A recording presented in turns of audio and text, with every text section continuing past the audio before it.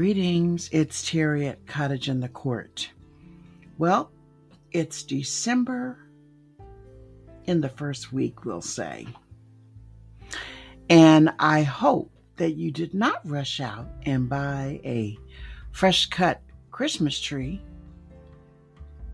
unless you're planning on keeping your heating down. One thing you want to remember is this time of year, you have to select the right tree at the right time in order to have a safe and fabulous Christmas. The only person that I could think of that would help guide us on tree selection, timing, and more is Mrs. Know-It-All. I spoke with her recently. Allow me to share.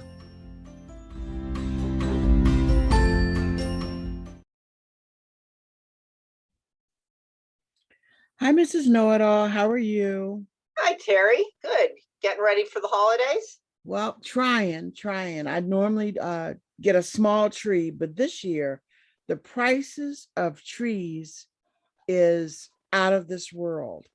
For those that are buying trees, what tips do you have? Well, there's different types of trees that you'll find in the tree lots. And to a point, it depends on your taste. It also depends on how you plan to decorate it as well. Mhm. Now, a Douglas fir is a popular tree, and it's a medium to long needled tree with dark green needles. They're Mhm. kind of thick, and it's really good for holding the needles indoors. Mhm. And the branches are very strong, but they're also very open. But it's a good tree. Fraser firs are also one of the most popular trees. Now they're a short needled tree, and the branching's very stiff and upright is the best way to describe it. And one of the things that I really like about Fraser firs is they have there's a silver line, if you will, on the underside of the needle. So you kind of get a two-tone tree. Mhm. And it's very attractive. It holds the ornaments well. Now, sometimes it's confused with a balsam fir. You don't often see balsam firs actually in a tree lot because they're a little bit slow growing. Mhm. So they're more costly to produce. Okay. Now, and it has the same characteristics as a Fraser fir. It's just not often seen. Mhm. There's a concolor fir, and I love this tree. It has blue needles, and I've always described the needles as being like plastic because they're kind of stiff, but they bend and they don't really prick your hands as you're putting on ornaments. Mhm. If you grow it at home, it is a large tree, so you Mhm. need to have adequate space for it, and it'll hold its needles a long time if you keep it watered. Then there are the spruces. There's the blue spruce, which is sometimes confused with the concolor fir, Mhm. and you'll see that very often in a tree lot. And if you've ever had one and you stick your hands into the tree to either put lights on or ornaments, you get pricked. Right. And, I'm not a fan, but it will hold its needles only for a short time. Mhm. Now, Norway spruces are also sold, and it's pretty much the same, and the white spruce, very much the same as a blue spruce. However, with these spruces, they have a fragrance akin to a used litter box. Um, Spruces tend to smell like used litter or cat pee for Mhm. those who have never had a cat. So I don't really like to recommend them. And, like maybe if you have this tree out on a sun porch and it's not in your home per se, Mhm. it would be okay. And then there's white pines, which are very popular in tree lots, tree farms where they actually grow them. They actually shear them every year to kind of give them that tight look that you see because pines are normally very open. Yeah. Now, with that, the branches are very soft. And so if you have heavy ornaments, it's going to kind of open up the tree and they'll hang lower maybe than you want them to. Mhm. But it has a wonderful fragrance. What I like to suggest is using white pine use a swag or a wreath or in arrangements, for that pine scent, But on the other hand, if you're wedded to a white pine, go for it. Just don't hang any heavy ornaments on it. And then there's the Scotch pine. And it's a very traditional Christmas tea. You don't always see it like you used to when we were younger, but it's good. But the branches are stiffer, so it will hold those long dangling ornaments better. Without Now, bouncing? pardon me? Without bouncing? Without bouncing. Now, God bless my Aunt Margie, rest her soul. She had a method. She had beautiful Christmas trees. Now, I was a child and a young adult, and so I don't really remember what trees she would get, but they would get a live tree every year. She would bring it home. She would put it on the back porch. She'd get the hose out, and she would hose off the tree to get any dead leaves, mud, anything, because when you cut your own, and actually even when they cut them in these tree lots, they get dragged through the mud. They're not the cleanest tree. And she would hose it off, let it shake off, and then they would bring it into the house and cut a couple inches off at the bottom, and then promptly put it in a Christmas tree stand with, there's preservatives. And, that works really well. And so, that's a great way. And the other thing is, if there's any little bugs or any little hitchhikers in there that you don't necessarily want to bring into the house, that's a good way to do it. Now, there's a product called Wilt Proof. Yeah. And you can spray it on there, and it's an anti-transpirant, and it actually helps the tree to hold moisture in the needles, so it will last a lot longer. Now, one of the things with Christmas trees is they have resin in them, which can be flammable no matter which type of tree you have. So I recommend using LED lights rather than the old-fashioned lights that we grew up with. They're hot, and a lot of people have a bad habit of lighting the tree and leaving the house. My trees are never on. I've had a fire, not at home, but at work, and it leaves you a little scarred. Right. And so I don't leave it on. Everything is unplugged at that point. So I like the LEDs, and you will find a lot of these new artificial trees have LED lights on them as well, and they last forever. They don't give off heat. They're extremely energy efficient. Now, what I don't like about the artificial trees that you're buying now is they're pre-lit. And I used to decorate our courthouse with a 10-foot tree that we wired, but we had smaller trees for some of the executive offices, and they were pre-lit. Well, the problem is some of those pre-lit ones, something goes wrong and you have to take the lights off. And they are actually either wired onto the branches or they have these special clips, and they are miserable to get off. So I actually prefer a tree that is not pre-lit, and I wire my own trees. I have a 9.5-foot tree. I actually have several trees, but my big one is a 9.5. I have 5 trees. I have a 9.5-foot, and it comes in sections. And so I have wired LED lights on them. I'm one of those crazy people, like thousands of lights on their trees. And so when it comes apart, I make sure that each section has its own set of lights. And then we kind of put a little piece of ribbon on to know where the connection is for the following year.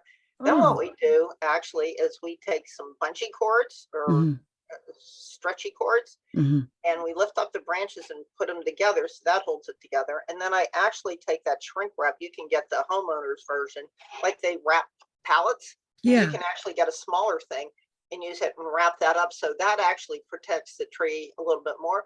And then it goes down into the garage for 10 months. Right. Now my trees are all up and decorated. I'm done doing that because I'm a crazy Christmas person.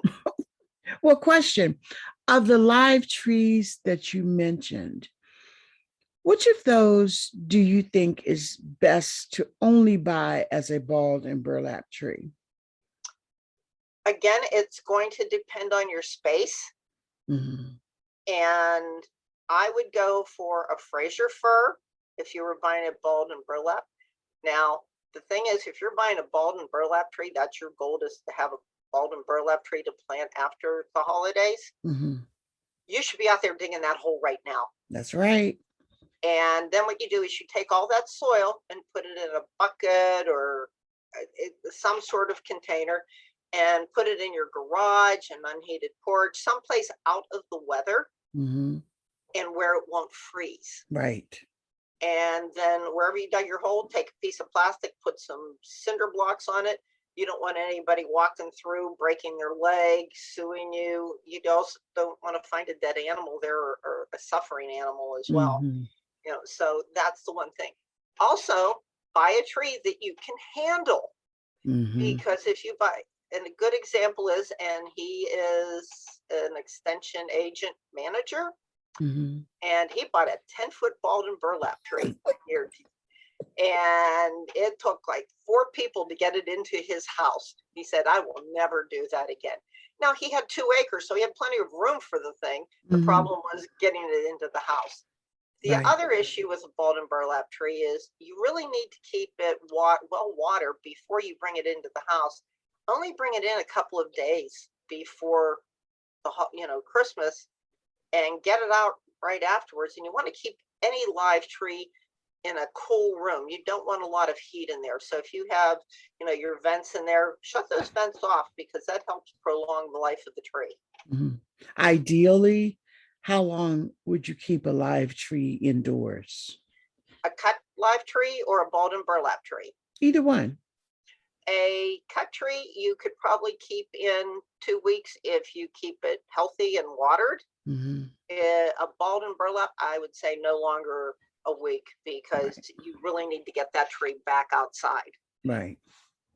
And using that preservative for the things, I like to cover that. What you can very easily do is, when you cut your tree, and make sure you keep that tree watered, because the first couple of days they're going to suck up a ton of water. Yes. So the bigger container is better, but you want to cover it, keep it covered, or keep it blocked off that your pets can't get there.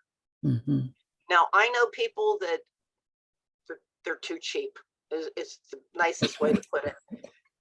That they go, oh, I use aspirin and bleach. Well, that can kill some of your animals. Right. So why do that? So it's very easy, to wrap up, some attractive fabric that you can easily undo, pour some water in and then take it out. And then you don't have to, worry about it. But using bleach and aspirin, and you know how I feel about homemade remedies. I know. And they have so many things available now for the safety of the home, including your beloved pets. So it's worth it to investigate those things and try them. So if you had a swag with some of the evergreen clippings, how would you keep that fresh? Well, depending on how you are using it. Now, you can get some floral picks that actually you can put some water in. They're kind of little green test tube like things. And you can put them in there and then put them in an arrangement if you want. If you're going to use holly, I would recommend spraying it with wilt proof.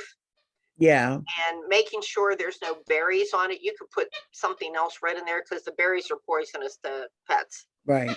And what you can simply do is add that at the very last minute, because holly really doesn't keep very well in an arrangement. So. And it hurts. Pardon me? And it hurts. Yeah, it does hurt. And then for a swag and everything, very easily, if you can take it outside every other day or so and mist it with some water, or again, the Aunt Margie method of taking a hose and hitting it with some water and just letting it drip dry, and then, putting it back in the house. You can do the same with a wreath. I know a lot of people like boxwood, and I like the look of boxwood. I can't stand the smell. And that's kind of like people with cilantro too. You either love the smell or you don't like the smell. I don't like the smell of boxwood. I love the look of it. I don't like the smell of it. Yeah. So keep that in mind as you're buying a wreath also. And any of these are arrangements. You want to kind of keep it away from where you'll be serving food. One, Mm-hmm. you don't want the fragrance to kind of interfere with, your turkey. There's something about evergreens and turkey that doesn't quite make it. Yeah. Plus, sometimes they're a little leftover. I like to call them guests that might wander out. Yeah. So those live arrangements, maybe not so much around food. No. No, no. And then, of course, your pets, especially if you have cats, they're going, oh, there's a toy for me. Let me chase it. Exactly. And all hell breaks loose. Mm-hmm, mm-hmm. And that's never a good idea. No. So if you had to get a live tree and you wanted to keep it indoors longer, any tips other than keeping it away from the heat vents? Well, keep it away from the heat vents. Keep it watered. That's critical. Never let it dry out, because otherwise you're going to have to take it out, make another cut so it can uptake the water. Mm-hmm. And if you've already got it decorated, that's not something you want to do. No. If you can maybe mist it, I would definitely use the wilt proof on it, and I would use the preservative in it as well. Now you would just spray the wilt proof on it, on the tree, not put it in the water? No, it is designed to be sprayed on the tree. Okay. It also helps other plants outside that might get windburn, like rhododendrons or azaleas. It Mm-hmm. works very well for that, especially if you're in a windy spot. Mm-hmm. And then, you can decorate the tree however you want. I got to tell you now, I have what I call my garden tree. Mm-hmm. And so it has a bunch of garden related ornaments, but it also has food ornaments on it because, I'm a foodie and I bake and I can and everything else. So it's kind of tied in there. And I have I have a big Christmas party every year, and people bring me some ornaments kind of tied into things they know. So they go on the tree too. I actually need a bigger tree. Mm-hmm. And I have a silver tree, and that's more for the techie stuff. And so we have a bunch of trains on them, Star Trek ornaments. This is kind of my husband's tree. Mm-hmm. And so it kind of has all those items on there. And then, the Hallmark ones that have like the little train that comes out of the mountain and everything. My grandson adores that. And then I have 2 cat trees and a wreath. Now, they are what we call wall trees. And so they're just flat and they hang on the wall. Oh. And they're decorated with cat ornaments. And, because I have cats, I love cats, and I love dogs. So please don't anybody, it's just, I don't have to walk a cat is what it comes down to. And there's pictures of cats that are no longer with us, including my beloved Bella. Mm-hmm. But I even have like their little rabies tag hanging there. I have some cat pins on there. I have the Cheshire Cat on there. I have all kind of wild cat ornaments on these trees. And then my big tree, the 9.5-foot one, is everything. I collect, unfortunately for me, Christopher Radko ornaments, which is not a cheap hobby. Mm-hmm. I have Swarovski crystals on there that, the stars and the snowflakes. Uh-huh. But I also have, my mother made some ornaments with pictures of like her and her mother, of me when I was a baby, of Reagan, my daughter, for those of you who don't know, when she was a baby. There's pictures of my grandson Nathan hanging on some ornaments. I have the ornaments that Nathan has made me at preschool. I have the ornaments that Reagan made in school. And, so it's clothespins with a couple little eyes on it and upside down, and it's a reindeer. Right. And so it's a family tree. It is a memory tree, Mm-hmm. And I have ornaments. I have a couple of ornaments from when I was a child that go on the tree, because, that childhood's long gone. Mm-hmm. And so I have, what can I say? but I put on what I love and I Right, collect what I like, right. so the one thing I put on is there's always rabbits on my tree. Hmm. And one of the reasons is the legends say that rabbits are one of the most precious animals in God's eyes because they're so gentle. I know people hate them because they eat their marigolds or whatever, but y- rabbits are not aggressive. That's right. They've never, they don't come and, bite your dog or anything like that. Right. Um, I raised rabbits when I was young. I had Whitey and I had Pinky. They were albino white rabbits. Oh, Um, we also had a Belgian hare named Bugsy that actually kicked a cat out of the yard, literally sent him sailing over a hedge. oh, Um, there went that theory about them being gentle. well, he was defending the babies. The cat was trying to run off with the babies. Oh, And Belgian hares are about 15 pounds. They're not a small rabbit. oh, okay. That Yeah, makes a difference. yeah. He was defending his progeny, but they're Oh, gentle creatures. And I have I start off with maybe 4 in the spring in my yard. mhm, And by the end of the summer, I only see one. And I had one who actually was living in my flower bed last year.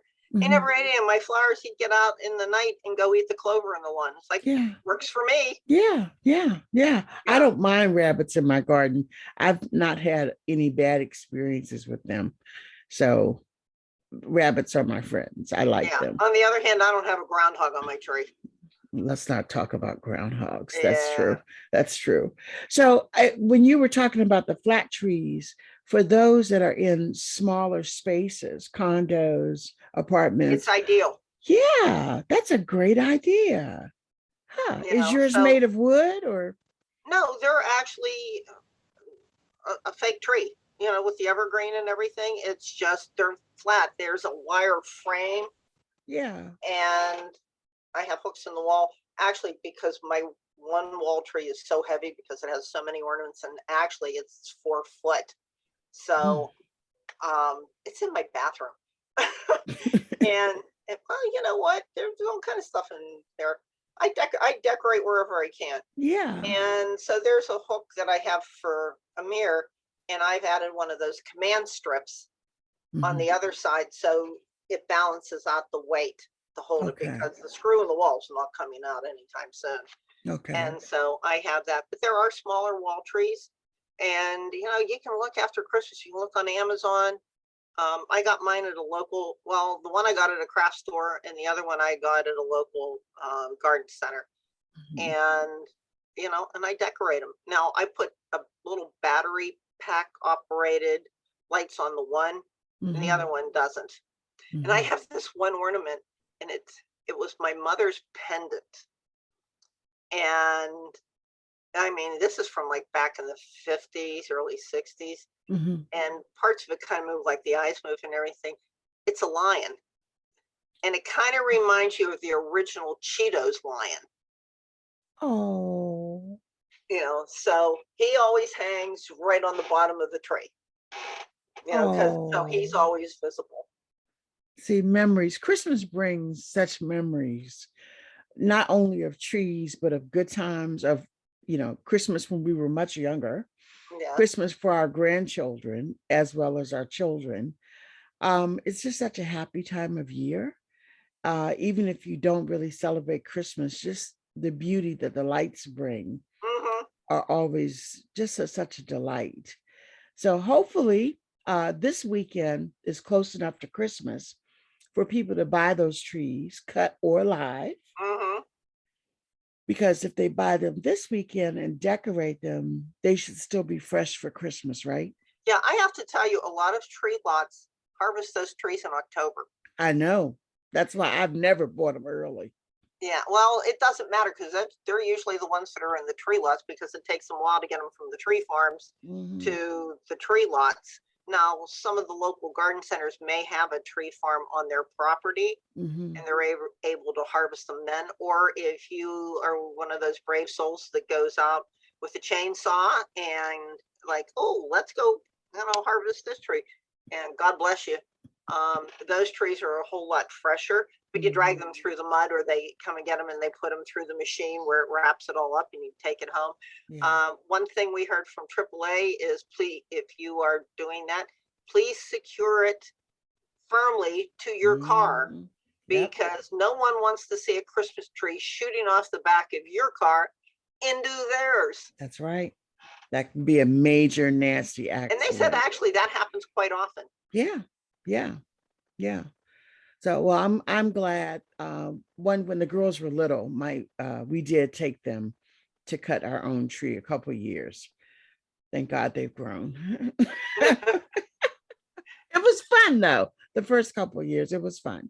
So, well, thank you for sharing your tips on what we need to know, Christmas tree do's and don'ts. And hopefully for those people that are going to get their trees this weekend, choose fresh, try to buy local, and just make it an experience to remember. And try Aunt Margie's washing of the tree. Yeah, wash your tree like Aunt Margie. She always had a great tree. Thank you, Mrs. Know-It-All. And we'll talk to you. We'll talk to you before Christmas, because now we're going to need to know, what do you do with the tree after the holidays? Oh, yeah. There's a lot of things you can do with it. Oh, yeah. Well, we'll talk about that next time. In the meantime, have a great time at your cookie parties and all your cooking that you'll be doing. I have a cookie exchange on Sunday, so I've got cookies to make, and I'm debating, should I make chocolate chip, or should I make pizzelles, or my Clark bar cookies? Oh, so you didn't have to say that. Clark bar cookies, really? Well, Clark bars are actually from Pittsburgh originally.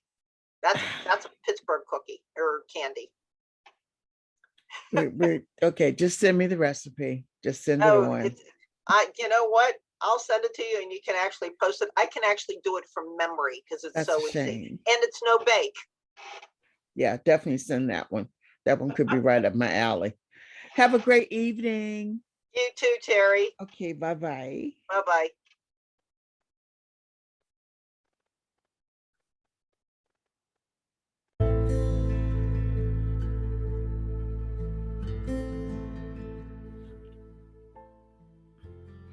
Wow.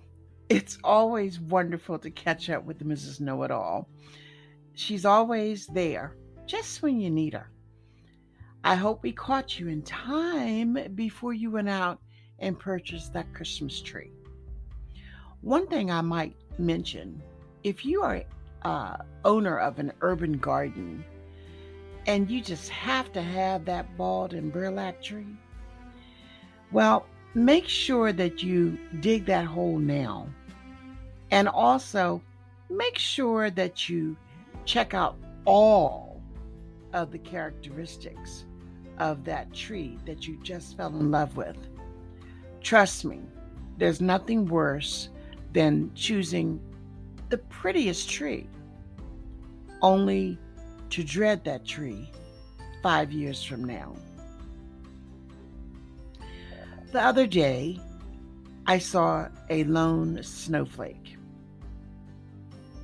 I really wanted snow for my birthday, more than one flake. But, I'll take what I can get.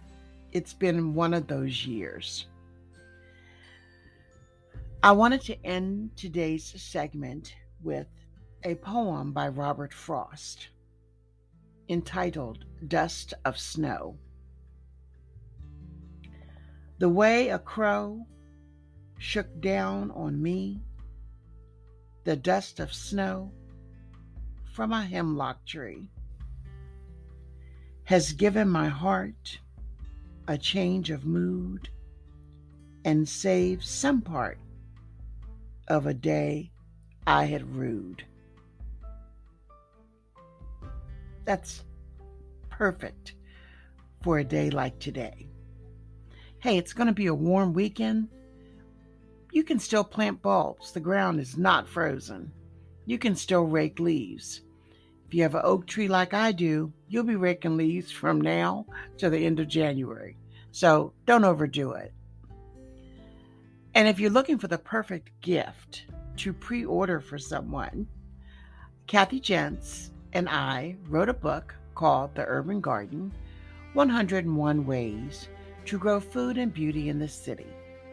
It is available for pre-order on Amazon and other independent book sites.